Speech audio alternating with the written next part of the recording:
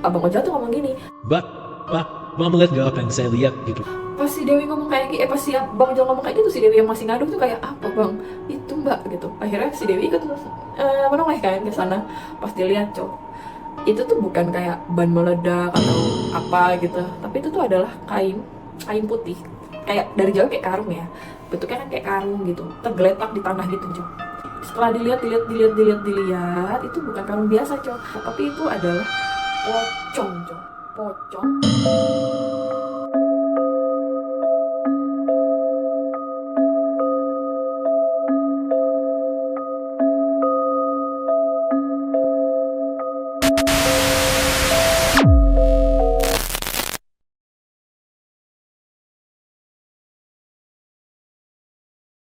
Halo, Assalamualaikum warahmatullahi wabarakatuh. Terima kasih karena sudah stay, dukung, klik, atau keklik video ini. Hatur nuhun sangat deh, konco-koncoku. Terima kasih banyak. Yap, gimana kabarnya hari ini? Tolong banget jaga kesehatan, karena cuaca lagi nggak baik-baik aja. Oke, deal ya? Sip, deal. Sebelum aku mulai lebih lanjut, aku mau nanya sama kalian soal apa nih kira-kira yang ada di pikiran kalian ketika aku bilang bully. Pembulian itu apa? Bagi aku sendiri, bully itu sesuatu hal yang gak berguna, buang-buang waktu, sotoy, siapa gue. Pokoknya say no banget tuh bully. Kalau menurut kalian gimana? Coba komen di bawah. Hanya kalau menurut aku kan tadi, dan menurut Dewi, orang yang udah kirim cerita ini yang aku ambil banget, petik banget nih pelajaran di dalamnya. Bagi dia bully itu adalah malapetaka. Dewi, aku bawain cerita kamu biar gak cuma aku tapi rekan-rekan semua di sini juga tahu kalau cerita kayak gini tuh ternyata ada loh, terjadi loh. Dan mungkin bukan cuma aku tapi kita semua juga bisa metik nih hikmah dari apa yang udah kamu sharing ke aku. Langsung aja ke ceritanya. Story out. Yap. Jadi yang kirim cerita kali ini adalah Dewi.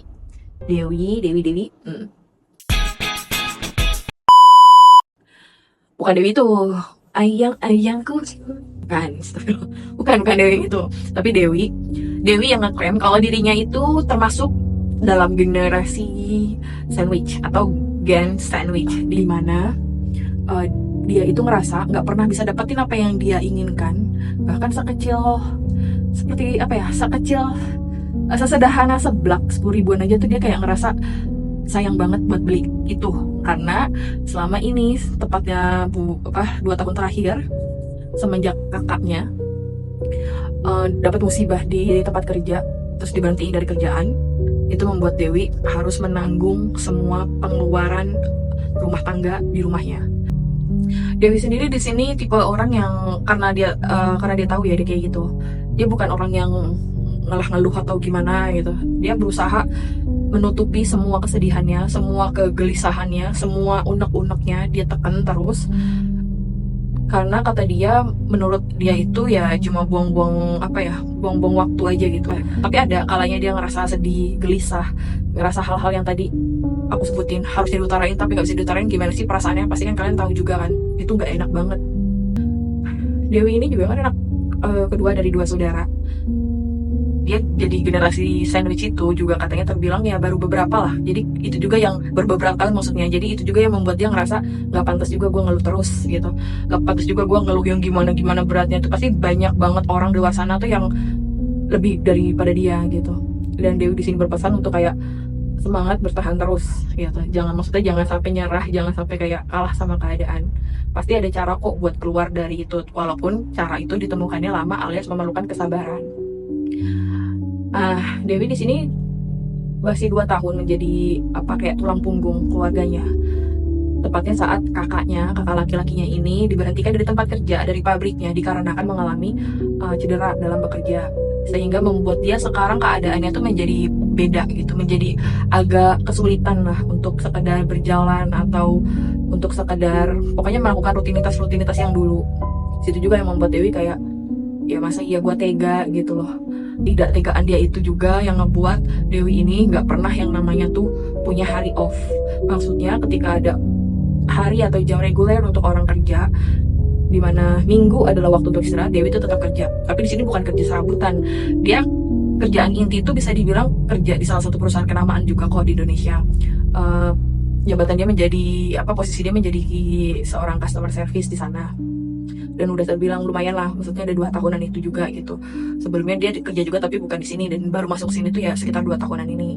Dan si Dewi ini juga, kalau di hari Minggu tadi yang aku bilang, dia tuh rela banget bangun pagi, dini hari lah paling enggak ya, aku bilang dini hari, karena itu tuh 2:30 pagi buat ngebantuin tetangganya yang biasa dia panggil Bu D untuk berjualan nasi uduk ketik untuk sarapan gitu. Jadi dari 2:30 itu dia emang udah harus OTW ke rumah si Bu D ini yang jarak dari rumahnya juga nggak begitu jauh. Ya udah dia mulai tuh kayak metik-metikin cabai dari tangkainya, terus kayak ngupas bawang segala macam. Dia ngebantuin layanin para customer yang beli sarapan juga pagi-pagi, pokoknya sampai 8:30 atau 9:30 deh kalau misalnya lagi rame. Jadi nggak ada tuh yang namanya kayak hari Minggu aku free, aku leha-leha, aku drakoran, tuh nggak ada buat Dewi.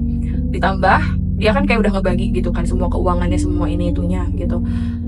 Dewi ini jadi kayak menyisakan lah, tepatnya harus menyisakan untuk diri dia sendiri, karena kerjaan dia dari rumahnya ini terbilang cukup jauh dan harus memerlukan kendaraan. Tapi ya karena sekali lagi keluarganya nggak punya kendaraan juga, karena hasil semua tuh rata-rata udah kayak daripada dijualin gitu loh buat penyembuhan kakaknya yang sekarang berakhir menjadi ya bisa dibilang pokoknya kondisinya udah beda gitu.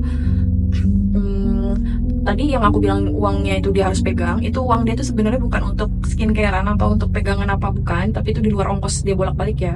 Dia pakai uang itu tuh untuk muter otak lagi nih, gimana caranya uang ini bertahan gitu, atau bisa nambah meskipun sedikit. Jadi ya udah lantas aja tuh dia beli kayak makanan kiloan, snack itu yang kiloan nanti dijualin lagi pakai plastik yang lebih kecil, dan itu tuh dia bawa sepanjang jalan pakai keranjang.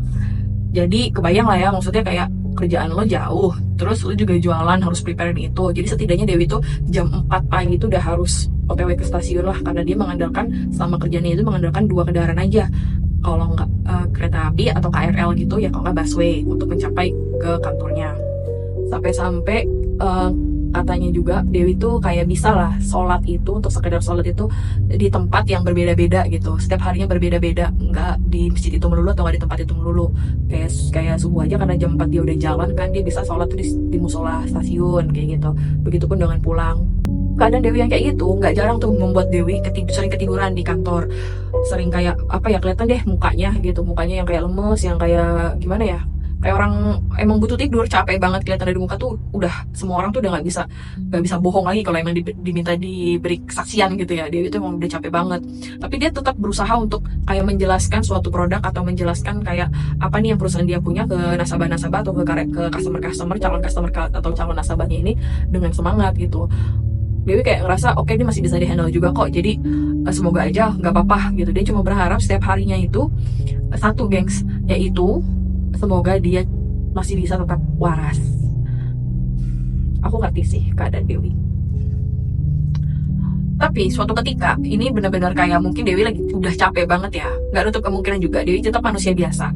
Dia akhirnya tuh sempet lagi ngejelasin suatu kayak ngelakuin lah job desk dia di kantornya kan.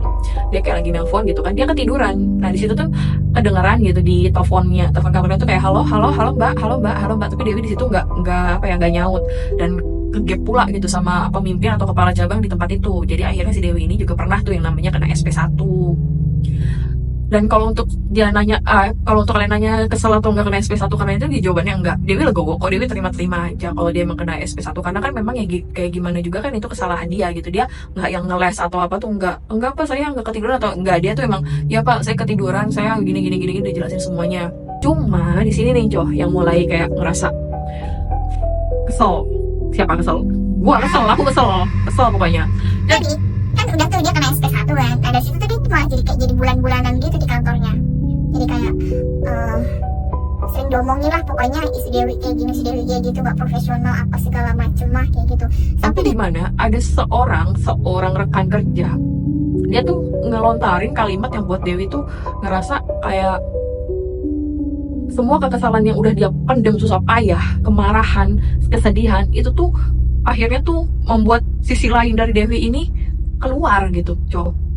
Jadi si cewek ini yang kita panggil aja mungkin Rara ya, si Rara ini sampai nyebarin fitnah atau gosip-gosip tuh yang kayak nggak sedap banget deh denger, kayak kalian Kenapa si Dewi itu nggak fokus di tempat kerja karena dia tuh hobinya tuh memang lain cowok-cowok terus gitu. Dia tuh dari CS pagi dan malam gitu. CS pagi siang di kantor malam tuh adalah sekolahnya atau apanya yang suka minta-minta gini, minta-minta kirim foto nanti ditransferin kayak gitu. Dewi nggak habis pikir ya, kok bisa gitu ada pernyataan atau yang dia dengar tuh kok bisa sampai ke arah kesana gitu. Ditambah si Rara ini pernah juga ngelontarin kalimat yang katanya Dewi itu sebenarnya udah gak bisa tolerir lagi gitu. Dia itu kebantu banget sama body goalsnya sama cantiknya doang, makanya kepala cabang tuh kayak apa sih kasihan lah, atau mungkin ini jadi salah satu jadi salah satu pelanggan CS malamnya kali kepala cabang, makanya si Dewi ini masih bisa nih bertahan di posisinya kayak sekarang. Sumpah, mulutmu tuh ya. Nah, ya tenang. Tuh dengan ngomong-ngomongan kayak gitu, nggak tahu kenapa juga pihak-pihak di sana tuh cuma kayak ada dua kategori, antara diem sama ikut omongan si Rara ini. Nggak tahu cuma jadi kayak bahan seru-seruan candaan, jadi bahan-bahan obrolan kayak gimana tuh nggak tahu gitu. Tapi si Dewi tuh mikir, ya elah kalau emang situasinya kayak gitu, ngapain gue capek-capek dari kota A ke kota B naik ini naik itu buat kerja kayak gini, kalau memang yang si Rara bilang ini benar. Maksudnya kan udah tuh tadi Dewi tuh punya apa? Punya 2 poin ya kan. Pertama dia badannya ideal, kedua itu dia menurut dia sendiri juga dia cantik gitu. Ya kalau emang dia pengen ngelontong gitu kan, yang notabene tinggal modal ngang aja dapat duit, ya mendingan ini kayak gitu aja kalau emang dia nggak benar. Cuma kan ini posisinya enggak gitu, jadi kayak nggak ada angin nggak ada badai, omongan lu tuh berasal dari mana sih gitu, didasari apa sih lu ngomong kayak gitu. Jadi sampai kesel kayak gitu. Cuma ya lagi-lagi dia cuma diketawain sampai saking keselnya, karena kan omongan itu tuh kayak terjadi terus kan. Kayak misalnya Dewi datang dengan muka yang orang kecapean, kelelahan, itu kayak tuh pasti habis itu tuh, atau pasti habis itu tuh. Itu selalu digituin terus cowok. Jadi gak cuma sekali langsung Dewi sakit hati atau Dewi marah tuh enggak, karena udah berkali-kali gitu. Dan omongan itu tuh udah kayak nyebar gitu ke beberapa divisi, nggak cuma di divisi mereka aja. Sampai si Dewi sampai ngomong kayak gini, kalau istilah kata si Rara ini pengen minta si Dewi ini tes virginity, ya dia ngomong aja gitu, saking dia pengen ngebuktiin ya loh, dia ini memang lah bisa dikategorikan kurang atau miskin lah, bisa dibilang serba kekurangan, gak kayak orang-orang gitu. Maksudnya sampai kayak sebelum kakaknya sakit aja dia tuh ngeklaim diri dia tuh riang, heboh, ceria, sampai sekarang berubah. Itu tuh semata-mata ya karena dia tuh emang capek, bukan dia yang aneh-aneh gitu. Kalau emang lu mau bukti ya kita tes segala macam deh, itu malah dicandain, dan malah kayak berujung bukannya mikir, malah kayak berujung jadi candaan yang nggak lucu sama sekali. Sorry ya, kemana-mana gitu. Si Dewi ini kayak cobaan apa lagi ini, gue tuh cuma punya diri gue gitu, gue cuma punya diri gue, kewarasan gue, please jangan diganggu gugat. Yang gue punya tuh cuma harga diri dan nilai dari diri gue sendiri, masa iya gue harus kayak gitu cowok. Si Dewi ini pokoknya kayak ngerasa ada aja gitu loh ceritanya, ada aja kok kisah hidup gue begini amat kayak gitu cowok. Kalau misalnya kalian nanya sama kayak aku kemarin nanya kemana keluarganya ada, cuma posisinya lagi-lagi karena kondisi kakaknya yang udah beda gitu kan, secara otomatis kan perekonomian mereka beda. Yang tadinya 2 anak dua-duanya udah kerja, tiba-tiba satu gak kerja dan satu malah butuh pengobatan, butuh perawatan ya. Jadi keluarganya ini kena imbasnya, maksudnya situasi atau kondisi dalam keluarga ini kena lumayan berefek lah gitu. Ibu bapaknya sih tetap ada, maksudnya tidak bercerai gitu ya, cuma bapaknya ini jadi jarang pulang, atau kalau pulang ini lebih kayak sering marah-marah lah karena ngerasa ibunya ini jadi perhatiannya lebih ke anaknya. Terus ditambah kegilaan si bapaknya ini karena kelain hal, entah itu kayak sering masang gitu, ngerti kan, maksudnya masang baruhan atau kayak ngopi di warung rusuh ketawa ketiwi sama teman-teman bapak-bapak yang lainnya itu. Terus ditambah juga yang rokok yang nggak habis-habis, itu juga membuat Dewi tuh kayak ngerasa udah deh, gue tuh nggak punya hiburan apa-apa lagi gitu. Jadi gue kerja aja, selain gue dapat duit dari sana ya gue bisa nggak pulang, nggak ngeliat lah keadaan kisruh begini gitu. Dewi juga bingung awalnya kenapa, mulanya tuh asal muasalnya tuh kenapa dan dari mana si Rara tuh sampai sebegitunya sama dia. Karena kalau dilihat-lihat sama si Dewi ya Enco, Rara ini tipe kalau orang yang maksudnya dari wajahnya tuh dia juga cantik kok gitu, badan juga ideal, bahkan kemana-mana tuh dia pakai mobil gitu, nggak yang harus repot-repot kayak si Dewi sampai ngejar-ngejar atau desak-desakan di KRL gitu Enco. Jadi kayak lu kurang apa sih Ra sampai harus ngatain gue bikin keributan kayak gini. Dewi juga bingung kenapa kok sampai begitu gitu. Dan semua kebingungan itu apa ya, jadi dari semua kebingungan itu ditampik sama semua kekesalan yang udah dia rasain. Udah di rumah kesel, di kerjaan dibikin kesel, sekarang ada rekan kerja nih yang satu tim pula bikin kesel. Ada satu kejadian di sore hari di mana dia tuh kayak ngerasa udah capek banget, capek yang namanya ngerasain sensasi desak-desakan di KRL. Akhirnya dia memilih angkutan kedua, yaitu busway, untuk mencapai tujuannya, untuk mencapai lokasi rumahnya gitu kan. Suasana kala itu katanya lagi hujan gitu, habis hujan deras tapi masih gerimis-gerimis. Di situ Dewi ya sama kayak orang-orang lain yang nunggu busway datang di halte kan. Nah, cuma nggak tahu kenapa lagi nih, ada apa lagi nih. Padahal itu udah di luar jam kantor ya, Cok. Itu si Rara lewat, buka kaca mobilnya sedikit, langsung sengaja ngebutin mobilnya gitu ke depan kubangan air. Jadi ya mau nggak mau ya kecipratan tuh si Dewi, cipratan basah semua, dan akhirnya tuh air keruh, air kotor gitu. Itu Dewi kayak udah ya Ra, pokoknya udah, kalau besok dia sampai ngelakuin hal-hal kayak begini lagi gitu, pokoknya si Dewi ini udah kayak ngerasa gue gak bisa diam, gue harus bertindak apapun itu mulai dari besok. Jadi istilahnya Dewi itu masih ngasih kesempatan kan, maksudnya kayak masih diliatin kalau besok si Rara macam-macam lagi, awas aja nih, pasti bakalan kena kali ini. Begitu lanjut kira-kira. Hari udah berlanjut atau berganti menjadi keesokan harinya kan, Jo. Nah di situ tuh Dewi dateng lah dengan perasaan kayak semoga gue nggak emosi, semoga jangan sampai terlontar kalimat yang selama ini tuh ya itu bukan dia banget gitu loh. Dia dulu boleh lah riang, ceria, happy waktu masih belum menjadi seperti sekarang gitu, tapi nggak pernah tuh yang namanya dia tuh ngejudge orang, ngebully sampai mengumpat lah dengan kata-kata yang tidak seharusnya gitu. Jadi jangan sampai tuh. Dewi udah wanti-wanti gitu kan. Dah tuh dia masuk ke kantor seperti biasa, dia duduk, dia buka lah, dia nyalain lah PC-nya, dia siap-siap, dia pokoknya udah. Di situ tiba-tiba ya Rara datang dan temen-temennya juga nih agak pagi gitu kan. Rara tuh jalan ke depan Dewi, ngeliatin Dewi dengan tatapan sini sambil tutup hidung gitu loh, Cok. Kayak ih, bau apaan sih kayak gitu, kok baunya nggak enak banget sih daerah sini kayak gitu, Cok.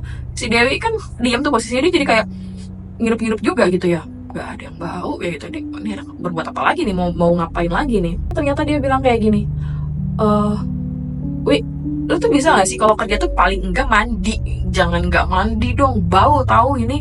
Itu sekitar katanya Dewi itu jam 6:50. Jadi 10 menit lagi tuh di jam 7, dan jam kerjanya itu 7:30 nih, Cok. Di situ kayak si Dewi ini masih diem tuh. Dan anak-anak lagi-lagi yang pada datang, yang baru datang banget tuh ikut ngerubungin gitu. Kenapa, Ra? Ini si Dewi masa ke kantor gak mandi? Nah, si Dewi yang lama-lama kayak ngerasa mungkin udah gitu kan. Langsung kayak, jawab dong, Wi. Lu mandi, lu setidaknya mandi gitu, jangan kayak gini. Akhirnya si Dewi tuh kayak berdiri, oke, Ra. Kucuk, Ra, kucuk. Oke, Ra, cukup. Please. Gue gak minta banget lo buat minta maaf, lo mengakui semuanya ini itu, tapi tolong banget kali ini banget jangan ganggu gue lagi gitu. Si Dewi ngomong kayak gitu tuh dengan nafas menggebu-gebu gitu kan, dengan pokoknya amarah yang sudah tersalurkan akhirnya tersalurkan. Itu si Rara tuh bukannya kayak apa, dia malah tercengang kan, bukan tercengang, oh iya Wi minta, tapi yang kayak tercengang. Wi, lu rupanya selama ini nggak bisa, Wi. Gue kira lu tuh kayak cuma orang yang disetting yang jawab pertanyaan nasabah gitu doang loh, Wi. Lu ternyata bisa bicara, Wi. Si Rara malah kayak gitu, Cok. Jadi kan kayak, oh makan bakso pakai sasa, oh tidak bisa. Si Rara berdiri, akhirnya dia ngedorong si Dewi berdiri, akhirnya dia ngedorong si Rara kan. Maksud lo apa kayak gitu. Berantem lah di situ, cuma mereka cekcok lah di sana mereka kan. Sampai kayak ya Allah yang kenapa, mungkin si Rara ini juga ngerasa nggak expect ya Dewi itu sampai kayak ngedorong dia. Terus orang-orang kan lama-lama makin riwa gitu ya. Kalian tahu aja lah kalau dua kasta tertinggi di bumi ini yaitu wanita bertengkar, security badan gede juga is nothing jadinya gitu, nggak bisa ngapa-ngapain. Akhirnya kayak mereka tuh udah kayak sibuk jambak-jambakan sambil ngoceh terus. Makanya lu kalau misalnya mandi itu tuh ganti baju, jangan itu melulu, pakaian lu tuh kayak gitu mulu. Makanya gue ngira tuh nggak mandi kayak gitu loh. Si Rara tuh masih ngoceh aja, sampai akhirnya di situ si Rara teriakan gitu, karena ternyata si Dewi ini ngejambak rambutnya si Rara. udara berisik lu, bacot lu, seret. Dijambak lah itu si Rara sampai kayak si Rara ngadu, dan di situ akhirnya pertikaiannya itu terselesaikan atau terselesaikan lagi. Pokoknya sudah tersudahi karena kepala cabang yang datang ke sana, Jo. Akhirnya kayak mereka nih kayak, kalian ini apa nih? Ikut kalian semua ke kantor saya sekarang juga. Akhirnya mereka berdua tuh udah tuh datanglah ke kantor mereka dengan muka yang udah acak-acakan, dengan pakaian yang udah acak-acakan gitu ya. Udah lipstick udah kemana-mana, maskaranya si Rara juga entah udah kemana tahu. Terus si Dewi juga, pokoknya udah suasananya udah aneh deh. Di situ juga orang-orang cuma kayak pada ngeliatin tuh. Nah di situ si Rara di depan kepala cabang, Jo, dia masih kayak playing victim, masih kayak apa sih, Pak saya tuh cuma negor si Rara aja, dia belum mandi tuh kayak gimana, soalnya saya ngeliat tuh pakaian dia tuh gitu-gitu aja terus kayak gitu-gitulah. Habis itu langsung si Dewi sini nggak diem, dia langsung apa kayak menyela gitu kan, menginterupsi. Pak, hidup saya ini nggak seberuntung Rara, saya tahu gitu-gitu lah. Dia langsung cerita lah semuanya soal bajunya yang itu aja, diakuin memang bener itu aja, tapi bukan karena nggak mau ganti atau nggak mandi, karena memang cuma punya itu aja, Co. Terus ditambah juga dia bilang, kemarin saya juga ini Pak, saya diginiin sama mobilnya Rara. Lu buktinya apa itu mobil gue? Setiap hari tuh ya si Dewi tuh sering dapat hinaan dari si Rara. Maksudnya kayak si Dewi ini lagi nungguin busway atau mau ke stasiun gitu naik angkot kan, itu tuh si Dewi memang sengaja kayak berhentiin mobilnya, buka kacanya sampai kayak ngeklakson kenceng gitu loh, pokoknya nggak sopan gitu lah.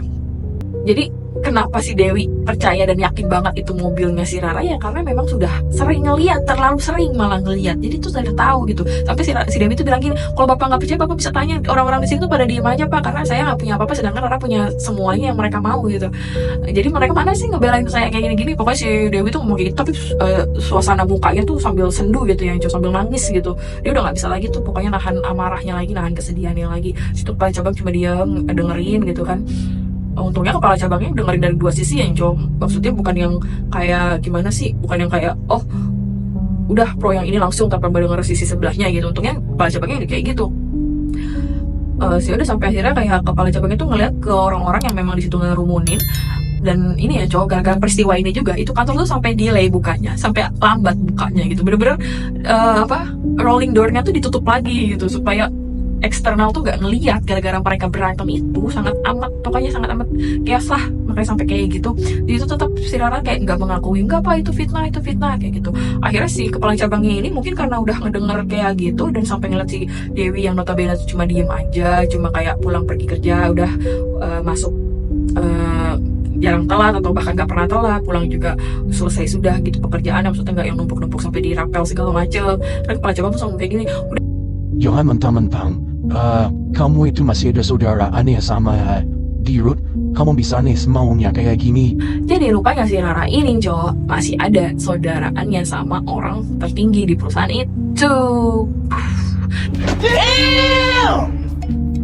Jadi itulah dia mau, makanya kayak mungkin semaunya dan semenanya gitu ya. Tapi untungnya kepala cabangnya tuh dengan tegas bilang seperti itu.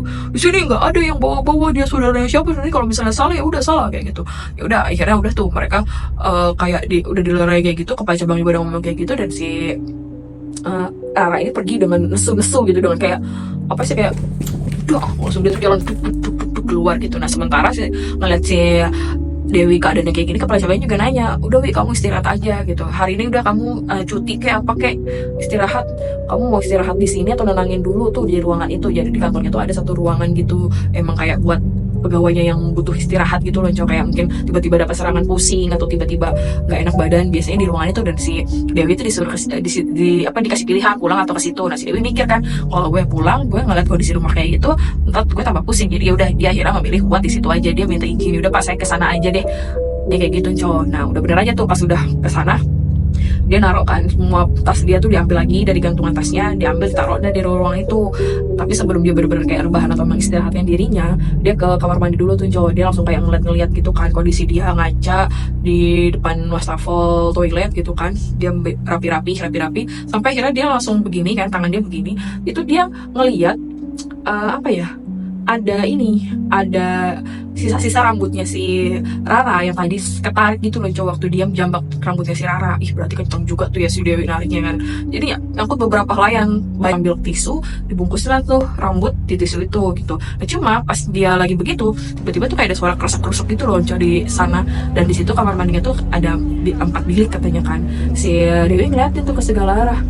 Akhirnya dia balik badan, dia periksa dia balik badan, dia ngeliat pintunya itu kebuka semua, alias nggak ada orangnya. Padahal kalau misalnya emang ada orangnya pasti kan ada kayak tutup satu lah, kalau memang sejak awal dia masuk ada orangnya, tapi ini nggak ada gitu. Tapi kayak ada orang kerasa gitu. Nah, karena Dewi ngerasa kayak udah capek juga, udah pening juga gue nih, kepala gue udah sakit dah pokoknya, udah gue gak usah mikir aneh-aneh, terserah itu suara apa, udah dia langsung balik tuh ke ke ruangan itu gitu, Jo.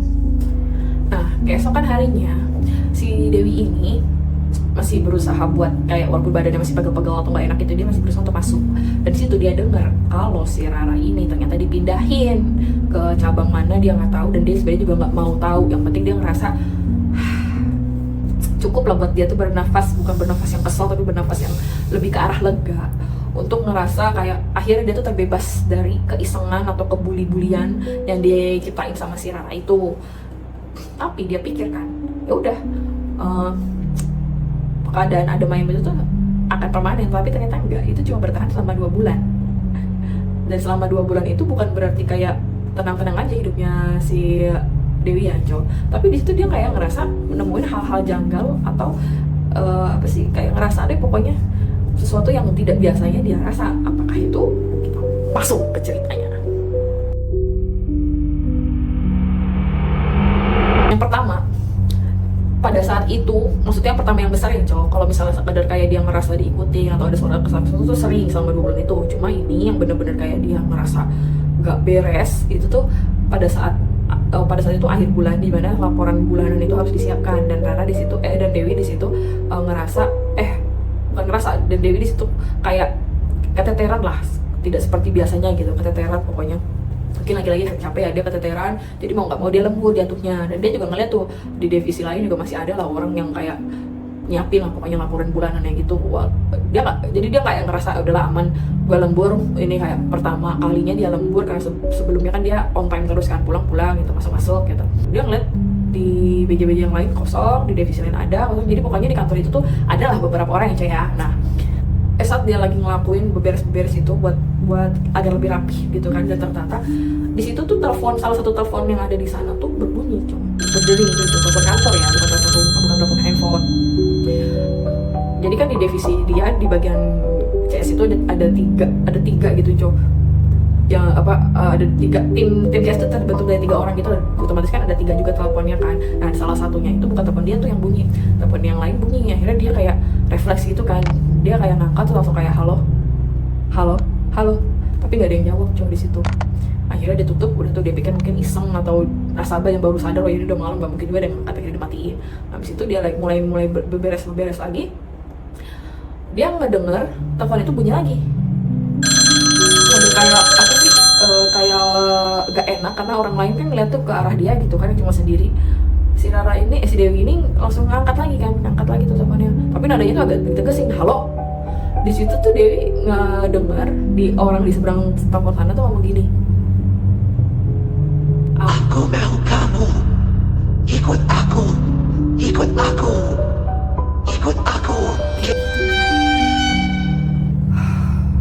Itu Dewi badannya tuh kayak langsung gemeter.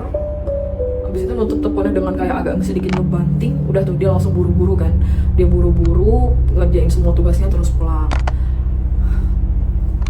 Karena dia pada malam harinya itu buru-buru, besok itu berimbas ke besok harinya di mana dia bangunnya telat. Jadi dia tuh gak nyiapin tuh dagangannya atau segala macam yang bakalan mau dia bawa besoknya gitu kan. Itu dia telat, warawiri apa segala macam. Dia langsung mikir, aduh jam segini udah tergolong rame ini. Sebenarnya itu belum siang ya, maksudnya masih kayak setengah enaman lah, jam 5:20 lah gitu, nggak sampai setengah 6 juga. Di masjid juga masih samar-samar, orang kayak abis subuh tuh masih tadarusan sedikit gitu kan. Akhirnya dia kayak ngerasa, aduh gue harus ngeluarin duit lagi nih buat ojek. Jadi dia memutuskan untuk naik ojek dibanding nunggu angkot buat ke stasiun. Akhirnya udah tuh dia naik ojek kan, dengan mau nggak mau dia naik ojek.